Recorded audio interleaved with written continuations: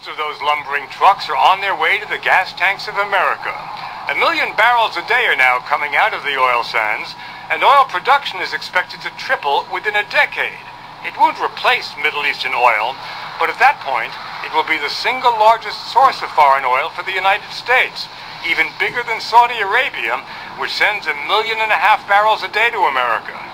When I go to Washington now, they are just starting to pay attention. Surprisingly, in the last couple of years. Greg Stringham works for the Canadian Association of Petroleum Producers and often lobbies for the oil sands in Washington. He points out that in Alberta, you don't have to look for the oil sands, the earth moves. When it comes to exploration in the oil sands, you can't drill a dry hole. It's there, we know where it is, they've outlined it, you don't have any risk. But other conventional sectors around the world, there's a huge exploration risk. The exploration risks are the least of it. Much of the world's crude is in the Middle East, where the instability is deeper than the oil. When Alberta's blue-eyed sheikhs took to Wall Street last summer in their Stetsons to drum up support for the oil sands, their message seemed to be, if you can't trust Alberta, who can you trust? Alberta is a very good place to do business. It's a very stable environment. I mean, you're understating it, aren't you? I mean, Alberta is as safe as you can get on this planet, isn't it? It's a great place to do business. And they haven't had a civil war for a while. We haven't had a civil war for a long time. The bonus for Canadians, aside from the treasure, is the notion that Americans might have to start treating them with a little less condescension. With their oil, I think we're going to need them a lot more than they need us.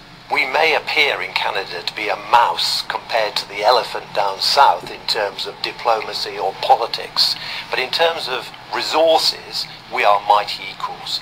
There have been grumblings out of Ottawa that Canada should consider using the oil sands as leverage in its serious trade disputes with the United States. Do you think America is taking Canada for granted on the oil sands? Absolutely. And I think most Canadians believe that. And the Canadians have alternatives. The Chinese, for example, are just dying to get a piece of the sandbox. I've been contacted personally by Chinese delegates that want to get into the plant sites here and want to see and want to invest. What do you think about the Chinese interest in the oil sands up in Alberta? I first thought they were tire kickers, but I think they're serious buyers. And the millions of Chinese who've moved from their bicycles to traffic jams are driving up the demand for oil. It's virtually insatiable, and the Canadians want to step up production quickly. What's holding them back is labor, the shortage of it. We need another 100,000 people here in Fort McMurray. That's why one oil company has built a runway to fly workers daily from civilization to Fort McMurray. But why would anyone want to come work in a place where temperatures plummet to 40 below and the sun sets shortly after it rises in the long winter? Well, perhaps because the oil companies pay some of the highest salaries in North America. Take Josh Lichty. It could be up to about, all around here, maybe 120,000.